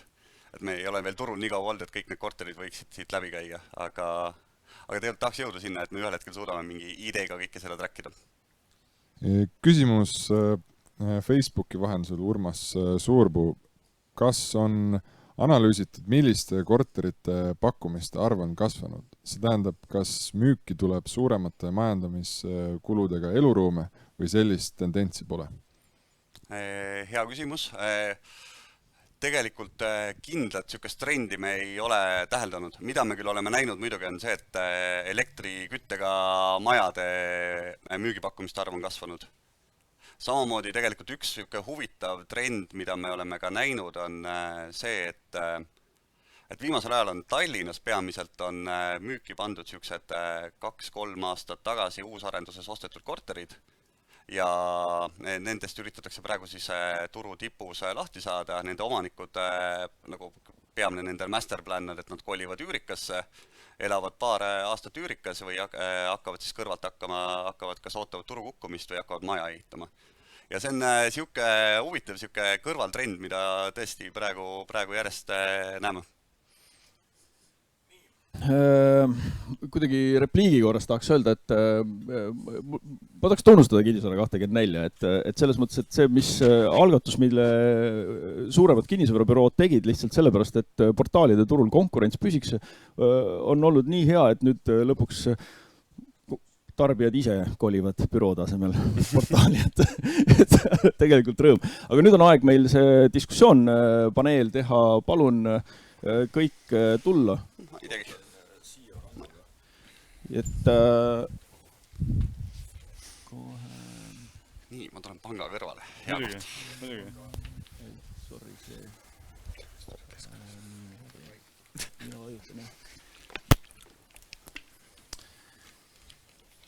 Et ajaga hakkab meil vaikselt kitsaks minema, aga kihutame minema, et pakume, mis on järgneva 12 kuu suurimad kinnisvaraturu mõjutajad. Võib-olla, ma pean silmas rohkem seda, et kas me peaksime otsima neid siit kodust Eestist kuskilt või tegelikult see tuleb hoopis kuskilt piiri tagant kaugelt ja nagu Eero ütles, et you never know. Nojah, never knows. Et ma arvan, et üks oluline mõjutaja on ikkagi raha hind. Et nii kapitalintensiivne valdkond kui kinnisvara on otseses sõltuvuses sellest, mis on raha hind, kuna see väga palju mõjutab nagu tootlikkust. Ma arvan, et see on üks nagu asi, mida kindlasti nagu silmas pidada. Jaan, sa oled ka rahamees. raske on midagi lisada, et ma püüan ikkagi olla sellel lainel, et siin võib tulla ka positiivseid üllatusi, aga ma arvan ka, et see selline usaldaga kontrolli kõikide oma järgmist sammud suhtes on niisugune hästi mõistlik praktika tegelikult. Jah, nagu siin eelnevalt läbi ka käis, et tegelikult kinnisvaraturul mängivad ka päris palju emotsioonid, et ma arvan elukondlikust vaatest emotsioonid, tarbekindlustunne kindlasti. Ma olen Randoga ka siin täiesti nõus, et tarbija kindlustunne on kindlasti niisugune primaarne. Kui nüüd tarbija kindlustundest rääkida, siis tänane kindlustunde näitaja on -45, mis on nagu pretty much topelt sellest, mis ajalooliselt on miinust näidatud üldse, mis oli siis 2008. aasta äkki märtsis -29, et kas tarbija on peast lolliks läinud, ei tea, mida ta tahab või kuidas seda numbrit tegelikult tõlgendama peaks? Ma arvan, mul on endal seal see vaade, et me oleme täna statistikaga paremini varustatud Eesti, Baltikumini ja Euroopa maailma tasemel kui kunagi varem. Ja selles suhtes selline võimekus selliseid suuri šokke nüüd ka juba integreerida sellise järgmise 6, 12, 24 kuu vaatesse on kindlasti hästi hea ja ükskõik mismoodi sa need tänased sündmused, mis siin viimase alates 20 kevadest kuni nüüd siin 24. veebruari sellel aastal välja sisse paned, siis tulemuseks on kohutav pilt. Kuna seda pilti on ka võimendatud, siis tulemuseks ongi see, et meile manatakse õudset lõppu, aga paraku me peame igapäevaselt edasi kestma, et selles mõttes ma arvan, see pilt läheb paremaks, kui lihtsalt need baasnumbrid 12-kuulise tsükliga jõuavad järgi ja läheb see targneindeks ja need kõik need suured hinnatõusud juba 12-kuulises võrdluses hakkavad tunduma mõistlikumad. Sa tahad öelda, et me tegelikult peaks Ekspress Grupi aktsiaid ostma, võtti kinnisvara? Eks negatiivsus müüb, see on tänane reaalsus. Eero, sul oli kommentaar? Ja, et ma ma arvan, et tegelikult ei ole paanikas ka põhjus, et me kõik saame aru, et suuremad küttearved kõik on veel tulemas, aga see kõik ka möödub. Ja ma arvan, et praegu on hea baas, kust edasi minna, et tegelikult pankuri poolt vaadatuna, et võlga ei ole liiga palju peal, mis tähendab seda, et mingeid maksejõuetusi väga palju ei tohiks tekkida. Jah, turg tõmbub veits tagasi, aga see on ootuspärane, et igal aktiivsele perioodile järgneb ja natuke vähem aktiivne. Ja mulle tundub, et otse lihtsasti välja öeldes rabelemist ja tõmblemist on natuke vähem. Et ongi et okei, vaatame, mis toimub, ei paanitse enne. Ja nii ongi. Ja ütleme, suure äri kinnisvara, ütleme suurte projektide puhul, et miks tehingute aktiivsuse mõnevõrra langenud ka võib-olla sellepärast, et tegelikult ei ole alternatiivi, kuhu sa paned selle vaba raha. Et ka kontol seisev raha tahab tegelikult süüa saada. Et jah, keerulised ajad ilmselt tulevad, aga kas on põhjust kuidagi väga muretseda või niimoodi, ma arvan, et me saame ilusti hakkama, et baas on tegelikult väga hea. Ma võib-olla paneks siia ühe teise mõõtme juurde, et mis seda, tegelikult tarbekindlustunne on ju väga madal olnud juba mõnda aega, aga mis seda pisut kinnisvara tehingute ja hindade vaatest tasakaalustanud on see turul valitsenud defitsiit, et mis siin ka jutuks oli, et pakkumiste arv on olnud languses pikalt, et see kontekst on lihtsalt selline, et 2008 aasta suvel oli Tallinnas 8500 korterit pakkumises ja nüüd selle aasta jaanuaris oli nibin-nabin alla 2000. Et see lihtsalt iseloomustab seda turgu, et nüüd muidugi aasta algusest on 80% Tallinnas pakkumine kasvanud, et on seal 3600 peal, aga ka tegelikult see on allpool ikkagi sellisest pikaaegsest keskmisest. Mul meenub, kui me tegime ühte oma esimesi turuanalüüsidest ja loomulikult sellise aktiivse tüübina kaardistasime ka Hiiumaa kinnisvaraturgu ja seal oli siis aastaga hinnad ja tehingumahud tõusnud 25%, sest 4 tehingu asemel tehti 5. Urmas, tahtsid lisada? Ei, kõik see eelpool öeldud? Paar aastat tagasi, võib-olla jälle repliigi korras, et paar aastat tagasi lugesin täitsa teadlikult mingi portsu uuringuid läbi selle kohta, et kuidas siis ajalooliselt on suudetud kriise või selliseid suure turumuutuseid ette ennustada. Ja noh, laias laastus oli siis niimoodi, et 4% juhul nagu keegi suutis nagu täppi panna. Et see on nagu mikrovõimalus on tabada tegelikult nagu mingid muutusi. Et noh, ühesõnaga targu talitamine vist on nagu see õige kokkuvõte, et tee oma asjad ära. Aga. Jah, et ütleme nagu neid tuleviku sündmusi nagu ette ennustada on nagu väga-väga keeruline, et noh, võtame see COVID, kes oskas näha nagu seda, võtame nagu nüüd seesama inflatsioon ja intresside nagu sedavõrd järsk tõus, sedavõrd lühikese aja jooksul, et Venemaa nüüd niimoodi käituma hakkab, et negatiivsed intressid, kui me vaatame viimase dekaadi ajal nagu toimunud sündmusi, siis ma ei tea, peab hakkama välistamise meetodil ennustama, et okei, see on olnud, okei, nüüd ilmselt tuleb siis see nagu, et jah, sükest nagu majanduse nagu reeglid kohati nagu tundub, et nagu ei toimi nagu enam, aga mida tasuks võib-olla jälgida tegelikult on nagu see, et ütleme nagu selle finantskriisi lahendamise üks võti oli see, et hakati raha juurde trükkima, ja see pidi olema väga ajutine meede. See pidi kestma ka paar aastat umbes, mingi 2011, 12, 13, midagi niimoodi. See on läinud aina massiivsemaks nagu. Ja riikide võlakoormus on aina nagu kasvanud. Ja nüüd, kui me paneme nagu kasvavad baasmäärad ka sinna juurde, saab olema huvitav näha, et kuidas nagu osad seal Euroopa Liidu riigid nagu hakkama saavad, Itaalia, Portugal, Hispaania, Kreeka ju, Ameerika võlakoormus põhimõtteliselt viimast aastate jooksul tuubeldanud ju, et ma arvan, et ka nendel sündmustel tasub nagu silma peal hoida, sellepärast, et need kõik mõjutavad omavahel nagu erinevaid sündmusi, päeva lõpuks jõuab ka raha hinda ja meile, et ootame ootamatusi. Jah, ja sellise prognoosimise või selliste suurte mõjutajate ettenägemise juures on nagu see ka, et üks asi polnud nagu Covidit väga võimalik ette näha, teine asi, kuidas see sündmus meid mõjutab, et esimese hooga ikkagi oli oodata, ma ei tea, ehitusturu kokkukukkumist ja kinnisvaraturu kokkukukkumist, aga see, mis juhtus, oli tegelikult täitsa vastupidine. Ma selles osas tahakski nagu veidi nagu esitada challenge'i nagu sellele väitele, et igale tõusule järgneb langus ja igale langusele järgneb tõus, et nagu see tegelikult ei ole tõde selles mõttes, et kui vaadata, mis selle tõusuperioodi jooksul on, seal on päris mitmed olnud sellised sündmused, kus oli oodata, et siit peab langus nagu järgnema, aga seda ei tulnud, ehk siis tegelikult tõusuperioodile järgmine tõus, eks ole, ja täpselt sama, kui me vaatame nagu, ma ei tea, 80-ndate, 90-ndate Jaapani majandust, eks ole, kuidas langusele peaks järgnema tõus, kurat, ei tule nagu seda tõusu. Et ja siis teine selline nagu veidi challenge võib-olla siis nagu pankuri vaatele on minu arvates see, et tegelikult ajalooliselt ma ei ole näinud, et tarbija tohutult muretseb intressi pärast. Tegelikult ei muretse nagu. Et tehingute tegemisel vaadatakse kõik muud kriteeriumid on kordi olulisemad, eks ole, et ma ei tea, alates asukoht, eks ole, aga see, et sa teed omale kodu, siis sa tegelikult ei muretse intressi pärast. Sa maksad selle intressi lõpuks ikka ära. Jah, et sul on tegelikult õigus, et ega see intressi tase ei ole nagu mõjutanud ostuotsust liiga palju.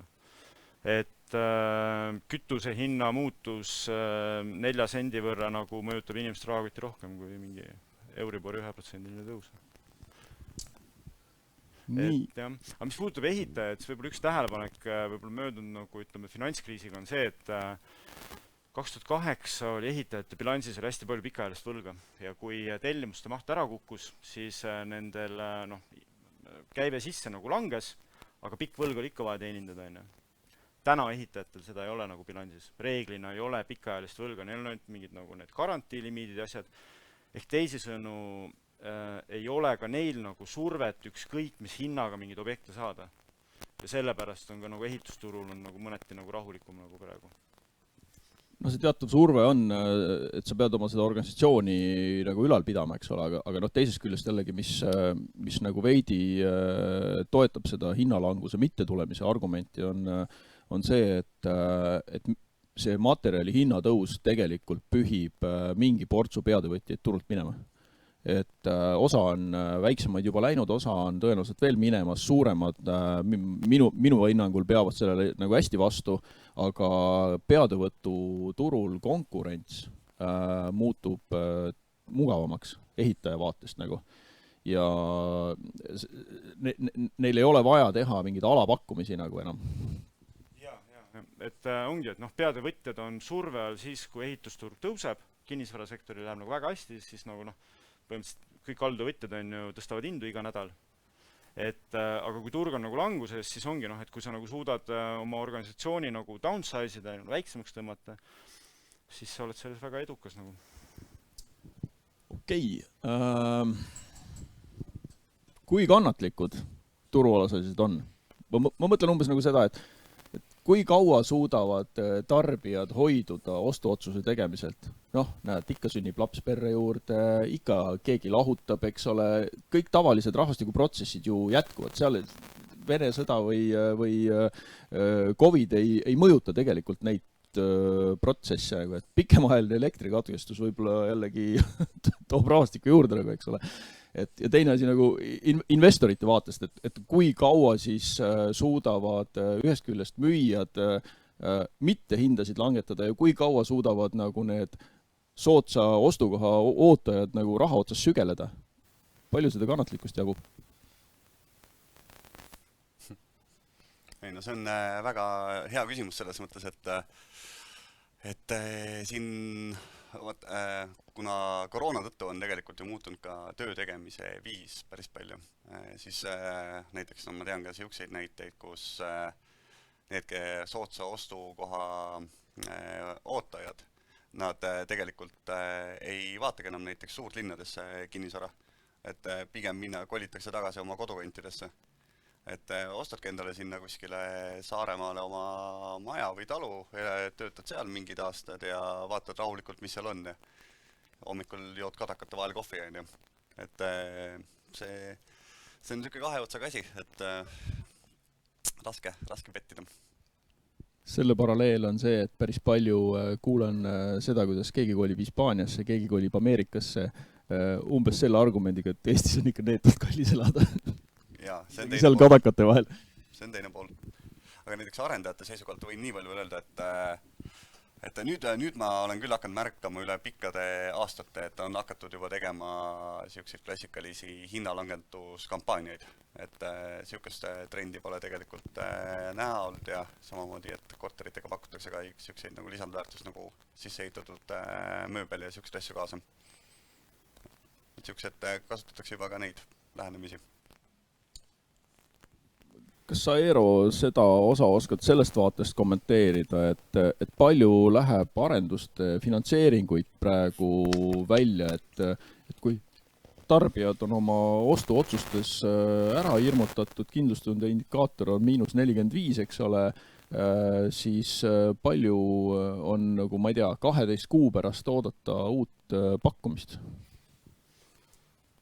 Ei oskagi niimoodi täpselt öelda kohe nagu numbrina, et kinnisvarasektoril on nii hästi, et ega arendajad, nad väga palju ei vajagi korterelamute nagu arenduseks finantseerimist, et see ütleme, enne kui ehitus hakkab, see ettemüük on sedavõrd tugev, sealt saadavad vahendite hulk on juba piisav, et nagu panna ehitusega poole peale välja, siis kui ollakse seal, siis müüakse ülejäänud korterid ka ära, et tegelikult ega see nagu laenuvajadus on suhteliselt lühiajaline ja suhteliselt tagasihoidlik. Et seetõttu tuleb tunnistada, et meil see arenduste finantseerimise portfell on nagu marginaalne, kui väga aus olla. Et kunagi ta oli mingi 300 miljonit eurot oli veel mingi 2007-2008 umbes niimoodi. Täna on ta 10 korda väiksem. Et lihtsalt see nagu projektide rotatsioon on nagu niivõrd kiire olnud ja head projektid müüvad ise ennast nagu. Aga see on veidi, nüüd läheb Urmase sellise tähelepanekuga nagu konflikti selles mõttes, et arendajad on likviidsed ja ma tõesti ka nagu näen, et arendajad on likviidsed nagu, eks ole, siis kust tuleb see valu, et hakkame nüüd nagu hindasid langetama nagu. Ma tean uunikuid arendajaid, kes lihtsalt istuvad, et ma olen üürile, pole probleemi. Ja see üüriteema on ka nagu väga huvitav, et kui palju see veel saab tõusta nagu. Ma just mõtlen nagu elukondlikku nagu üüri, et ärikinnisvaras on nagu selge, et ega südalinnast uut pinda alla 20 see nagu ei saa ruudu eest või kuidas põhimõtteliselt? Tõenäoliselt seal, kui sa ruutmeetrile taandad, siis ma arvan, see korteri hind kipub seal pigem 20 olema kui 15-16, mis ta tükk aega oli. Jah.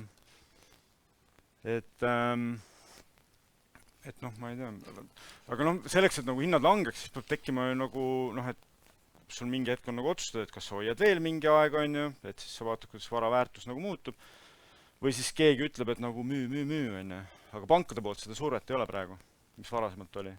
Ja kui nagu, noh, seda survet ei ole, siis reeglina oleksigi rahulikult. Ma arvan, et Eesti turg on selles mõttes ärikinnisvara osas vähemalt selline hästi ühes servas, et meil on peaasjalikult erainvestorid. Meil ei ole selliseid fonde, kellel on mingi kindla ajaperspektiiviga hoidmisperiood ja 5., 7., 10. aastal pead see väljuma, mis iganes see keskkonna seis on. Et seetõttu meil ei ole nagu mingisugust sundust väljuda, kui sul projekt töötab, sa tead, mida selle projektiga järgmised aasta 3-5 peab tegema, siis sellega saab kenasti edasi minna. Võib-olla kõige suurem driver, et mingi asi müüdud saab, on tihtipeale selle ettevõtja või selle omaniku huvi, et ma tahan järgmist põnevat projekti teha. Ja nüüd ma valin enda portfellist midagi, mille ma müün ära ja siis ma selle projektist vabanevast rahast teengi uue ostu. Tahtsin kommenteerida seda ostjate võimalikku, ma ei tea, kannatlikkust, elukondlikust vaatest, et ma ei alahindaks seda, aga seal on nagu paar nüanssi, et lihtsalt need demograafilised protsessid, noh, need ei tingi seda eluaseme vahetuse vajadust nagu üleöö. Et seal on võimalik mingi piirini ostuotsust edasi lükata, aga seal on nagu paar asja, et kas see kannatlikkus selles mõttes ennast päeva lõpuks ära tasub, et jah, sa võid saada nagu võib-olla 10% soodsamalt, aga sellel hetkel ei ole enam turul võib-olla seda, mida sul tegelikult vaja on ja täna on see olemas, et see on nagu üks mõttekoht ja noh, teine asi, et kui kaua see kannatlikkus püsib, ma arvan, sõltub sellest, millal kustub ära lootus, et tuleb suurem hinnalangus, ehk siis need emotsioonid, ajalehe pealkirjad ja ka müüjate pool ja ennekõike ma arvan, siin on ka arendajatel suur roll, et kas ikkagi nagu sellise hinnasurvega palju sellele järgi antakse ja kuidas seda ostjad tajuvad. Pealkirjad muidugi ei lõpe vist kunagi, et ka parimatel päevadel võis Äripäevast lugeda, kui tuksis ikkagi kõik on. Aga lähme edasi, et faktid on hästi nagu kaootilised, eks ole, et pakkumised küll, nagu Urmas näitas, on kasvutrendil pluss 19%, tohutu suur number, justkui suur number, eks ole, aga vaatame nagu nominaalselt, siis tegelikult oleme ikkagi väga madalal tasemel, et kui meil on täna Harjumaal mingi, ma ei tea, 3500 korterit pakkumisel, eks ole, et siis see on suurusjärgus täpselt 2 korda vähem, kui see number oli 10 aastat tagasi. Et, ja see on siis umbes 25% sellest mahust, mida me iga aasta tehingus nagu teeme täna Harjumaal, eks ole. Ja keskmise brutopalga eest, see on selline hea näitaja, mida ikka aegelt välja tuuakse, et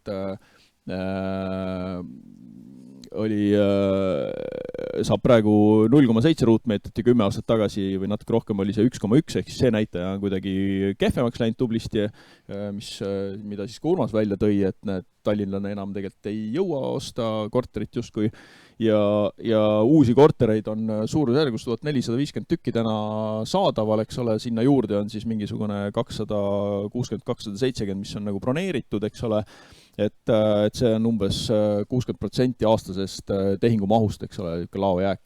Ja kui ma meenutan jällegi neid mingisuguseid, ma ei tea, 10 aastat tagasi tehtud turu-uuringuid, eks ole, siis seal oli laojääk ikkagi mingi 1,5, 1,3, mingid siuksed numbrid olid, eks ole.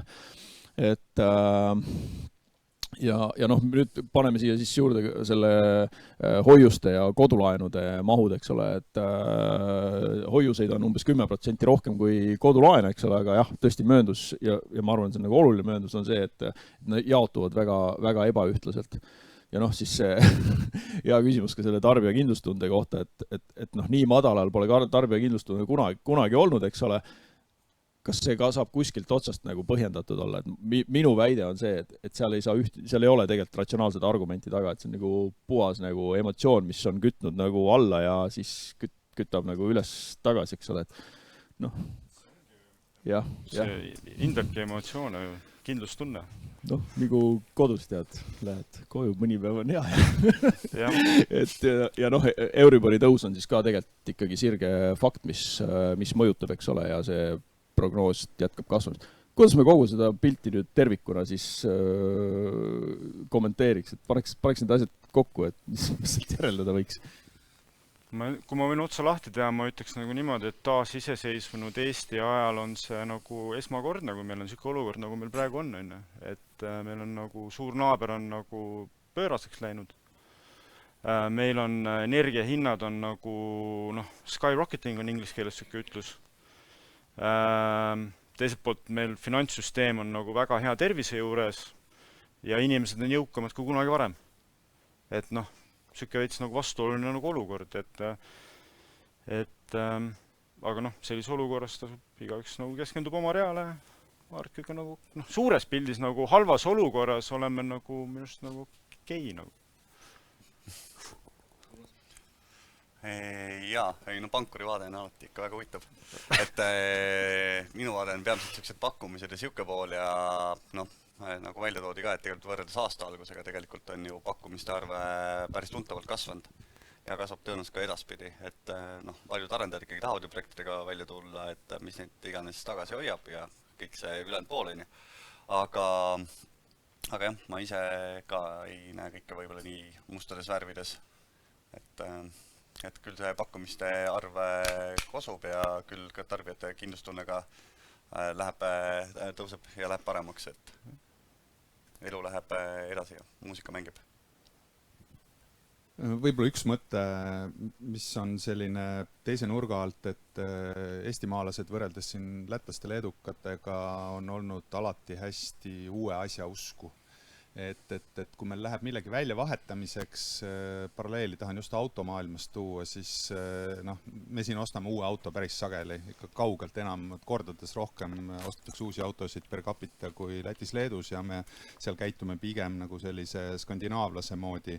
Võib-olla on see ka rohkem sissetulekutest seotud, aga me oleme hästi uue asja usku ja tegelikult see on ka mõnes mõttes äripindades niimoodi, et kui kellelgi tuleb mingi korralik tellimus, ta julgeb selle pealt teha mingisuguse üüriotsuse, räägin just ennekõike siin mingist tootjast, kasutajast, eks ju, teenindusettevõttest, siis nad usuvad sellesse, et kui ma olen uuel pinnal, ma saan oma töötajale ja kliendile pakkuda head teenust, et siis ma pean selle sammu tegema ja see käib lihtsalt sellise äritegemise kultuuri juurde, et ma arvan, see toetab ka paljuski siin ruumis viibijaid ja investoreid laiemalt, et kes kinnisvarasse siiski täna oma raha sisse paneb, et sellise uuele asjale siiski mingisugune baasnõudlus jääb alles ja kuna majandustervikuna on täna on okeis seisus ja on valmidusolekus ka palju halvemaks, eks ju, et siis küllap me leiame ka tarbija sellele uuele asjale, et elame edasi. Jah, ma omalt poolt lisaks, et siin slaidil on üksjagu nagu numbreid, mis tasandavad teineteist või tasakaalustavad, et eks selle tasakaalu otsimine käibki ja jällegi vahendusäri vaatest, eks ma jälgingi enne kõike kus see nõudluspakkumine siis lõpuks tasakaalu leiab, et nõudluse poole pealt on hästi hea oma tiimilt siin regulaarselt tagasisidet saada, et kuidas siin ostuhuvi on nagu kontaktide arvu mõttes kui ka selle sisu mõttes, et mida inimesed pelgavad ja eks seda pakkumise poolt näeme nii oma portfelli kui siis kinnisvaraportaali pealt. Mul kaks väikest tähelepanekut lühikestaks veel, et üks tegelikult on see, et mida me oleme tähele pannud, on see, et need investorid, kes võib-olla ei ole siin Eestis veel esindatud, siis nemad tegelikult täna natuke isegi võib-olla mõned pelgavad nagu vaadata siia regiooni, sest me oleme ikkagi nagu naaber on ju nagu Venemaale. Me teame nagu, kus tegelikult on juba mingid käed on löödud ja siis lõpuks on nagu Skandinaavia investori öelnud, et kuulge tegelikult nagu ma tegin põhimõtteliselt otsuse siia regiooni praegu ei laiene, et see on üks asi. Ja teine asi on jah, see pindade olulisus, ütleme nagu just nagu tööjõuturu kontekstis, et üks asi on see, et sa maksad nagu inimestele rohkem palka, aga teine asi on see töötingimuste parandamine, et see on nagu hästi fookus olnud ka. Et see on ka, mis toetab neid uusi ärihoonete nagu arendamisi, et töötingimused on nagu ääretult oluline.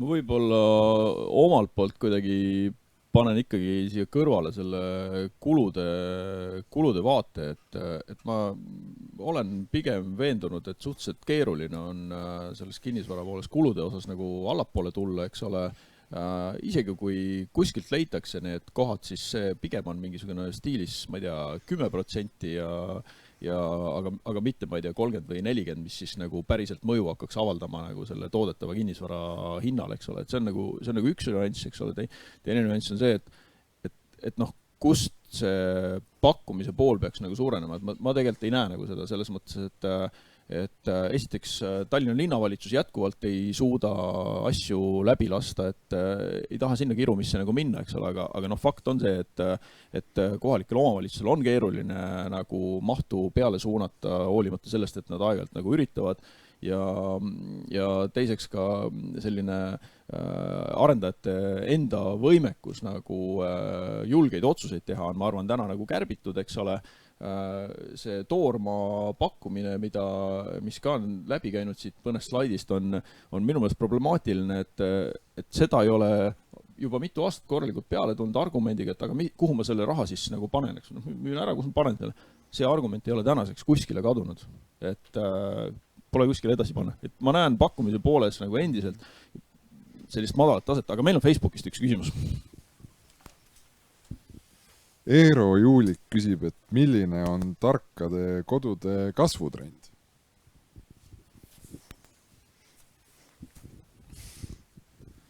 Tarkade kodude kasvutrend. Mina Toomuse arendusvaldkonna juhina ütlen, et varsti enam ei tehta Tallinnas nagu vähemalt elukondlikus mahus ühtegi mitte tarka kodu. Et see muutub normiks samamoodi nagu energiamärgis ja pigem just nagu A-klass on muutunud normiks nagu, eks ole, et aga targa kodu sisustamine on veel pikk tee, sama pikk tee nagu energiamärgise lahtimõtestamine on olnud pikk tee. Ma võib-olla ühe tõlke veel annaksin veel sellele, et Eero enne nagu viitas sellele, et pangad teevad oma kodutööd, et noh, see täpselt samamoodi lõpuks väike investor vaatab küll oma rahakotti, suurem investor vaatab reeglina kaasatud inimeste rahakotti ja peab selle kohta raporteid andma ja väga suur maailm on börsil ja peab selle kohta ka hinnanguid andma, et see käib igal tasandil, käib täpselt samamoodi hindamine, et kui kvaliteetne su portfell on, annad raporteid selle kohta, palju see energiat tarbid, päeval, öösel, igal jooksval tunnil, et see on tulnud, et jääda, et seal selles mõttes selle reaalsusega peab ka juba arendaja arvestama, rääkimata sellest, et investor teeb seda mõnes mõttes juba täna ja küsib siis oma tegevinimestelt, kes need majasid jooksutavad, et mis seisus sa oled. Nii, aga meil on tore üritus selja taga. Aitäh kõiki siia kohale tulemast, aitäh kõiki Facebookis vaatamast.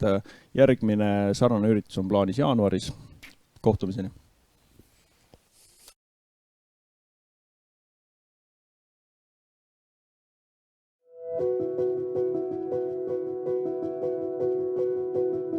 Kinnisvara valdkond on väga äge valdkond, kus töötada. Et mina 16 aastat tagasi tehes otsuse kinnisvarabüroosse kandideerida, võin öelda, et see muutis mu elu. Minu jaoks kinnisvaratöö on ikkagi nagu hobi, et see kõlab klišeena, aga asju tuleb teha rõõmu ja põlemisega, et töö tegemine peab olema fun.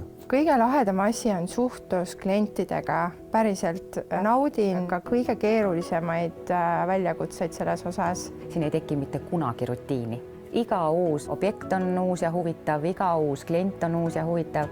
Meil on päris palju ettevõttesiseseid koolitusi. Meil on mentorsüsteem, uued inimesed, kes tulevad ja kellel ei ole varasemat kinnisvarast kogemust, nad saavad omale kõrvale kogenud mentori, kes neid juhendab. Teda ei jäeta üksinda, ta saab teatud teadmised kohe kätte. Just alustava maaklerina ma kujutan ette, on hästi oluline see, et sul oleks turvavõrk ümber, et sa julgeksid proovida, julgeksid katsetada. Kinnisvara valdkonnas on meeskonnatöö tegelikult ülioluline. Nagu öeldakse, et üksi võib saada pisut kiiremini, aga koos saab tegelikult kaugemale. Keerukamad tehingud lihtsalt üksi ei olegi võimalik teha. Füüsiliselt, ajaliselt, finantsiliselt. Meeskonna suurus, ühtehoidvus ja tugevus ikkagi defineeribki selle, kui edukas see ettevõtte tervikuna on. Sa võid ükskõik mis hetk helistada, küsida, ükskõik kellelt, ka kõige kõrgematelt. Me püüame hästi palju oma inimesi kaasata ja ka juhtidena olla hästi avatud, kuidas meil ettevõttel läheb, mis meie plaanid on. Küsitakse arvamust, me julgeme oma arvamust avaldada. Jagame ja käsitleme erinevaid strateegiaid, tulemusi.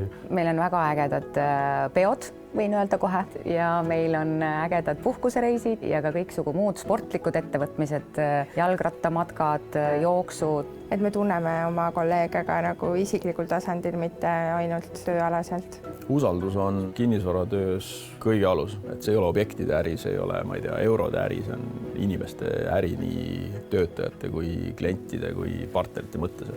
Kui sa teed oma tööd hästi, pühendunult südamega, sa suudad kliendile pakkuda võib-olla nagu grammikene rohkem, kui tal isegi need ootused olid, siis see avabki sulle need järgmised uksed. Teeb head meelt, kui inimene tõesti ütleb, et Toomas, et väga hea, et ma tunnen neid inimesi, ma tunnen seda kaubamärki, et see on positiivne. Tahaks öelda, et Toomasesse võiks tulla või peaks tulema kõik, kellel on olemas kuskil mingi alge, et nad suudavad enamat, kui nad on seda seni teinud.